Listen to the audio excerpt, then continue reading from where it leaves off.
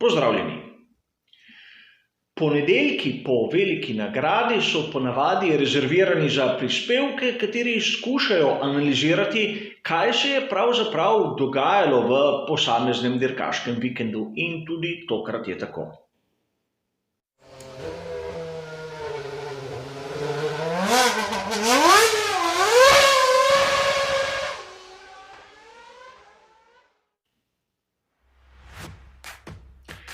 Tokratna tematika bo po mojem osebnem mnenju izjemno zanimiva in tudi malce zahtevna. Namreč skušal bom razložiti, zakaj Aleksandru Albonu ne uspe tako izkoristiti Red Bulla RB16, kot to uspeva ponavadi Maxu Verstappenu.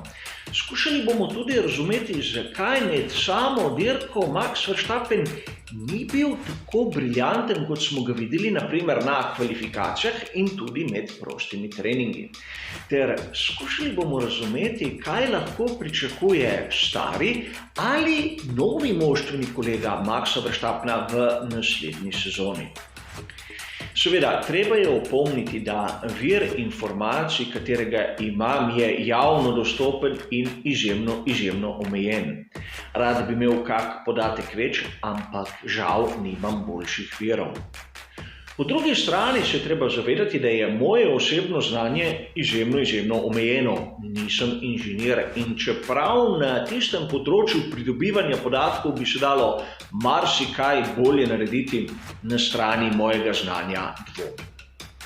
A pojdimo lepo naprej. Mislim, da je pametno primerjati tiste 3 najboljše bolide, ki smo jih videli na kvalifikacijah za veliko nagrado Bahreina. In govorim o Mercedesu 211, o Red Bullu RB16 in seveda Racing Pointu RB20. In Racing Point v tej primerjavi je bistven, predvsem bomo to videli v nadaljevanju.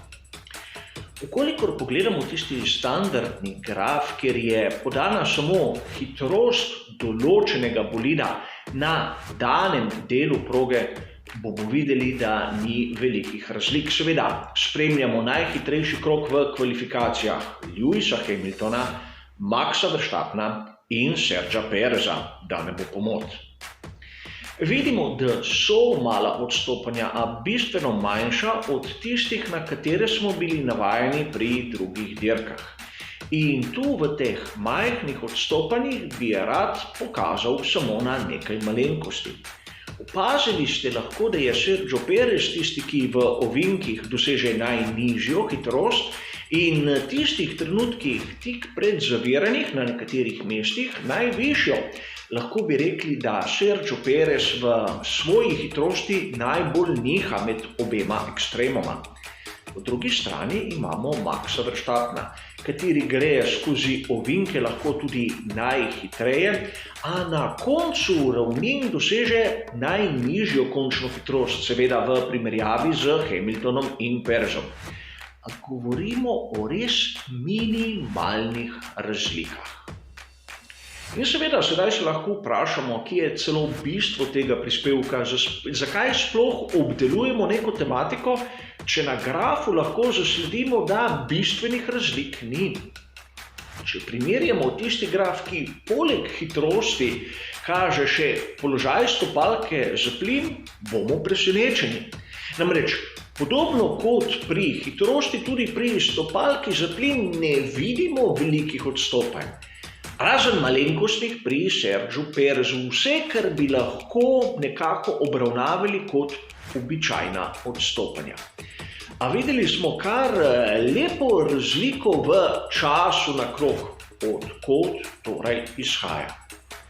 Da bi to razumeli, moramo pogledati drugi graf, kateri nam kaže, v kateri prestavi je nekdo vozil najhitrejši krog med kvalifikacijami velike nagrade Bahreina. In tu je srž problema. In seveda, treba je pripomniti nekaj. Jaz ne vem prestavnih razmer, ki jih imajo ekipe v svojih menjalnikih. Lahko, da je 6. prestava nekoga izjemno podobna 7. nekoga drugega. Ne vem.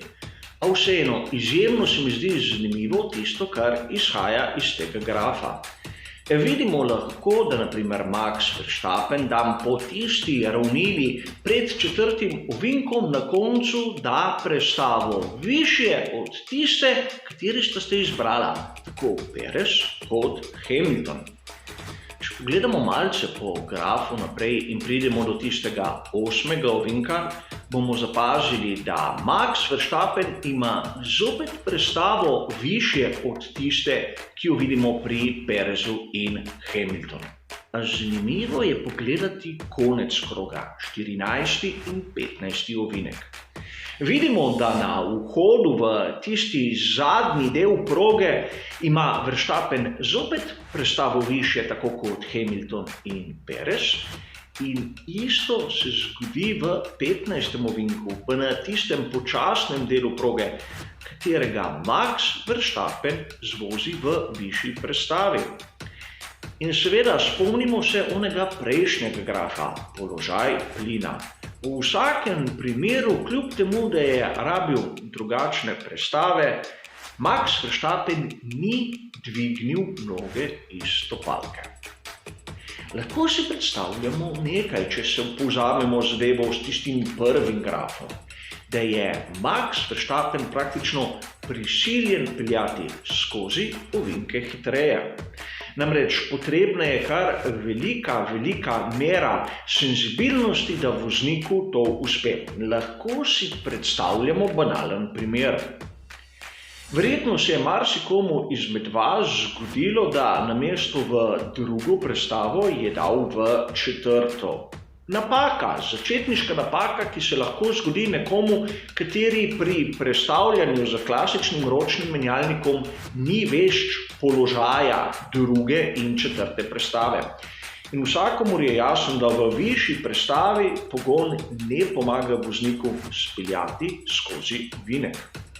Zato je potrebna izjemna mera senzibilnosti, da lahko skozi isti oster ovinek zapelje enako hitro, kljub temu, da je ostal na višji prestavi od tiste, katero ima konkurenca. In seveda prav tu je treba razumeti, zakaj Red Bull RB16 je tako ekstremen. Zahteva izjemno natančno vožnjo, prestavljanje iz ene prestave v drugo bistveno bolj natančno kot pri konkurenci in zahteva popolno koncentracijo. Seveda, mi gledamo graf iz kvalifikacijskega kroga. Sam si ne predstavljam, da bi Max Verstappen ali kdo drug lahko vozil s takim ritmom na dirki in govorim s takim ritmom vožnje. In seveda sedaj se moramo vrniti za trenutek k Alexandru Albonu.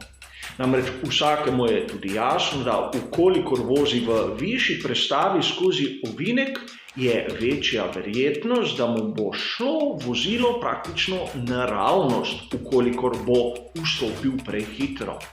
In sedaj združimo, kar smo ugotovili iz grafov. Max Verstappen je bil hitrejši v počasnejših ovinkih in vozil je v višji prestavi. Kar nekako, če damo na skupni imenovalec tisto pneumatiko soft, katera v zadnjem sektorju je izgubljala oprijem, nam potrjuje, da ubogi Alexander Albon tam v 15. ovinku skoraj ni imel možnosti, da bi izvozil z neko konstantno hitrostjo, primerljivo s tisto, ki jo je imel na primer Max Verstappen. In sedaj se moramo vprašati, kdo je tisti, ki bo lahko nadomestil Alexandra Albona in kako se bo znašel pri Red Bullu. Ukolikor bo bolid naslednje sezone podoben letošnjemu, kar lahko sklepamo, kdorkoli bo vozil drugega Red Bulla, ne bo imel lahke naloge. Namreč med razlago sem vam nakazal, da naprimer Sergio Perez z Racing Pointom je imel bistveno lažji bolid za obvladovanje. Ukolikor je imel težav v določenem ovinku, je samo lahko prestavil navzdol. Seveda, zgubil je nekaj časa, a vseeno smo videli, da tudi v primerjavi z Lewisom Hamiltonom je imel kar nekaj zaostanka v tistih počasnih ovinkih. Medtem ko na ravninah je res imel malce višjo končno hitrost, a govorimo minimalno. Bistvo je bilo to, da je imel na razpolago bolj obvladljiv, lažji bolid od tistega, katerega napravijo pri Red Bullu. Seveda, govorili smo že v prejšnjih prispevkih, da je tiči verjetno vzrok v pogonskem sklopu, a sedaj to ni važno. Videli smo s to enostavno primerjavo, kje je skrivnost Maxa Verstappena, zakaj samo njemu lahko uspe in drugi vozniki imajo lahko težave. Dosti je govora o tem, da bi lahko Sergio Perez ali Nico Hülkenberg nadomestila Aleksandra Albona, a oba sta zablestela na bolidu, kateri je bistveno lažji. Smo prepričani, da eden ali drugi, ukolikor dobi v roke nekaj podobnega Red Bullu RB16, bo znal tako voziti kot Max Verstappen. Na prvi pogled zgleda izjemno podoben bolid tistemu, kar je naredil Racing Point, a po drugi strani, da imata podobno hitrost, smo videli, kako se more Max Verstappen bistveno bolj potruditi. In mislim, da je tu skrivnost, zakaj je Max Verstappen bil tako uspešen na kvalifikacijah in zakaj na dirki nas je malce razočaral, ker enostavno takih krogov ni bil sposoben nizati in nobeden jih ni. Videli smo tudi Lewisa Hamiltona, ki mu Mercedes W11 omogoča tisto pravo razmerje med hitrostjo, oprijemom in seveda tudi dokaj enostavno vožnjo. Zato se tudi na sami dirki lahko privošči tisti niz hitrih krogov, ukolikor je to potrebno. A tokrat na veliki nagradi Bahreina zaradi obrabe pneumatik tega nismo videli. A toliko za to analizo, hvala za vašo pozornost in seveda nasvidenje.